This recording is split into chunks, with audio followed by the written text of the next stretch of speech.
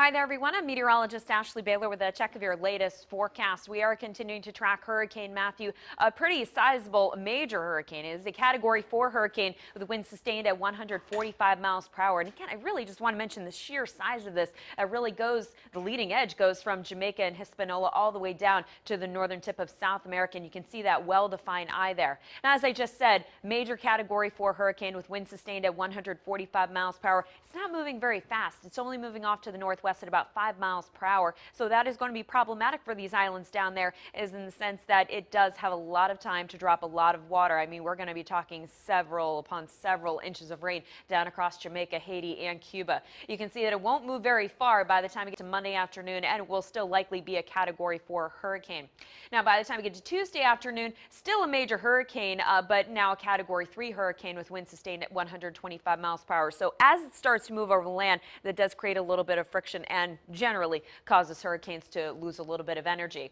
Now, Matthew will continue on a northerly track right over the Bahamas and could potentially again lose a little bit of strength by the time we get to Thursday afternoon, maybe a Category 2 hurricane by then, but some of our other forecast models seem to want to argue that and keep this a major hurricane. So either way, this is still going to be a very, very strong hurricane even by the time we get to Thursday, as it's just off the coast of Florida.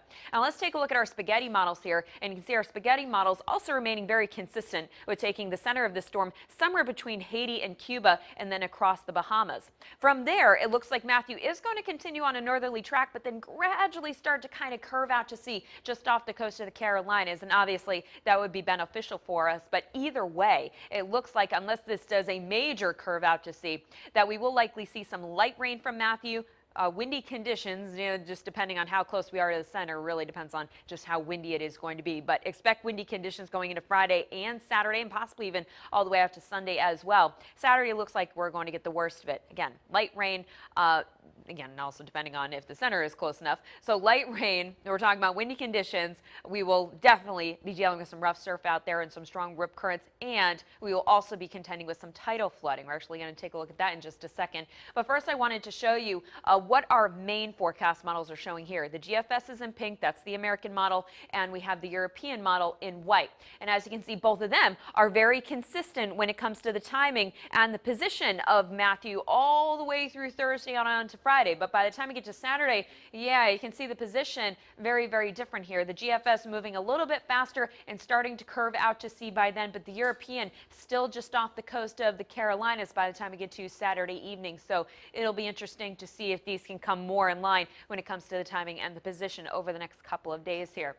Tower Cam 10 showing you lots of clouds out there. We do have to talk about tidal flooding as we head towards high tide at 11:30 Monday night. We will see water levels crest at 4.2 feet, indicating nuisance tidal flooding, and unfortunately it gets a little bit worse from there. During high tide, right around midday on Tuesday, you can see water levels will crest at 4.6 feet, and that'll remain the case during high tide again right around midnight on Wednesday. But then we may see water levels reach 5.2 feet by the time we get to lunchtime on Wednesday. So unfortunately, again, that is going to get a little bit worse with that hurricane out there. Here's our future track forecast as we continue through this evening. A couple isolated showers possible, but then skies will turn partly cloudy rather by the time we get towards tomorrow morning. Now, as we head through your Monday, I do expect a mix of sun and clouds. Our future track forecast does pick up on a couple splashes of green, but going to keep tomorrow and Tuesday dry. Won't introduce a chance of showers back into the forecast until we get to Wednesday afternoon. Even then, it'll be isolated. So early on tonight, isolated showers becoming partly cloudy with temperatures dropping into the mid-60s. And then tomorrow, mix of sun and clouds, quite comfortable with a high of 77. It'll be beautiful on Tuesday as well. Some isolated showers during the afternoon, not only on Wednesday, but on Thursday as well. We're looking at the chance of a few showers on Friday, and then Saturday, that one's kind of up in the air right now, but I am calling for some rain on Saturday, some breezy conditions, rough surf. There is going to be some tidal flooding, potentially moderate tidal flooding, depending on how close that system is on Saturday. So lots to watch over the coming days. Keep it right here for all your updates. Wavy.com.